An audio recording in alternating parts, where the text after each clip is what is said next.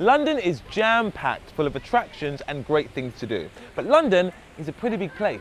So to get the most out of your visit, what you want to do, you want to see everything in one area before moving on to the next. And the way to do that is to ramp up your research by watching the City Hacks London Beginner's Guide to London Attractions. Central London is very much the beating heart of the city. Listen, it ain't called Zone 1 for nothing. But the great thing about this area is that you have so many must-see attractions within walking distance of each other. And of course, the top of any London must-see list is Big Ben. Attached to Big Ben are the world-famous Houses of Parliament. In fact, the oldest parliament in the world. And if you've been inspired after visiting the Houses of Parliament, why not head down the road to the infamous Churchill War Rooms, where you'll also find another must-see, Westminster Abbey. Flowing through our wonderful city is the glorious River Thames, and along its banks there are a whole host of great things to see.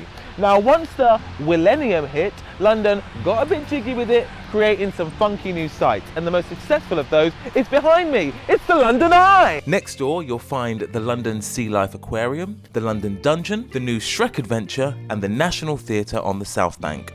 A short walk from the South Bank is the Tate Modern and the Globe Theatre, bringing you modern art and London's oldest theatrical traditions.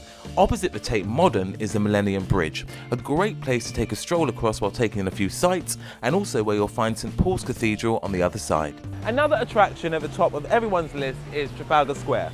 Now, once you've taken about 300 selfies with the lions, this is also where you'll find the National Gallery.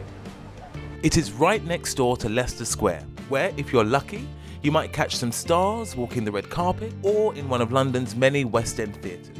You are right by the cobbled Covent Garden, or you can head in the opposite direction through Soho to the world-famous Oxford Street. From Trafalgar Square, you can also go in the other direction and head down the Mall and pop into Liz's for a cup of tea at the majestic Buckingham Palace. And for information about when to head there for the changing of the guard, check out the description box below. Other places in central London that are definitely worth checking out are the British Museum, the British Library, King's Cross Station for all you Harry Potter fans, and if you head slightly west, you can find Baker Street, which is a must-see for all you Sherlock fans and Cumberbitches, and Madame Tussauds for fans of selfies and wax.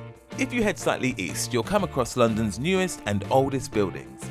Things don't get much newer than the UK's tallest building, the Shard. And a short walk from here, you'll find City Hall, the home of London's Mayor, Sir Dreamboat Khan. Then head across the river and you'll hit iconic London landmarks Tower Bridge and the Tower of London. Now, these two especially are not to be missed, otherwise it will be off with your heads. West London is definitely the most affluent corner of London and has plenty of great attractions to match. Knightsbridge is home to some of London's most luxurious designer boutiques and of course the world famous Harrods. Once you're done browsing the Burberry, your wallet is likely to need a little breather. Luckily for you, you are close to some of London's best museums, and even better, they happen to be free. In close proximity, you'll find the V&A, Natural History and Science Museum, as well as the Royal Albert Hall. You're also right by the beautiful Kensington Gardens, which sites Kensington Palace.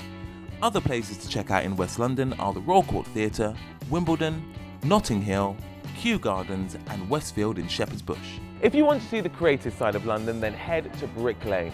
This historic street has been famous for many years for its amazing curry houses, and it also has a kooky side with its cereal cafe and hipster hangouts such as Shoreditch, Box Park and Hoxton Square. Then head further into East London to check out the Olympic Park, which hosted the London 2012 Olympics, and the other Westfield shopping centre, both of which are in Stratford. Most people when they visit London spend too much time north of the river.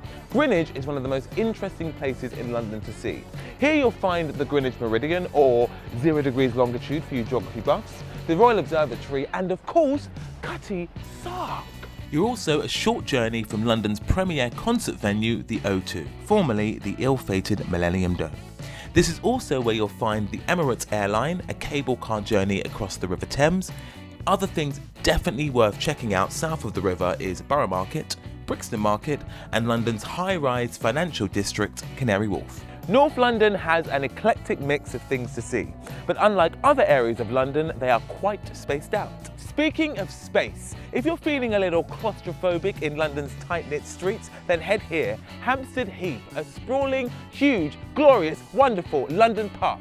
North London is also home to some of London's most beautiful areas, including Maida Vale, which is also known as Little Venice, and St John's Wood, which is where you'll find Abbey Road. Another place that is definitely worth checking out is Camden Town for its chilled out market and lock. It's also a short walk from the London Zoo and Regent's Park. And while you are north of the river, don't forget to go to Alexandra Palace and the EE Wembley Stadium. Thanks for watching City Hacks London. If you're liking what you see, please give this video a share. If you really like what you see, please subscribe here. And you can social media me as long as you explore every area. That sounds a bit rude.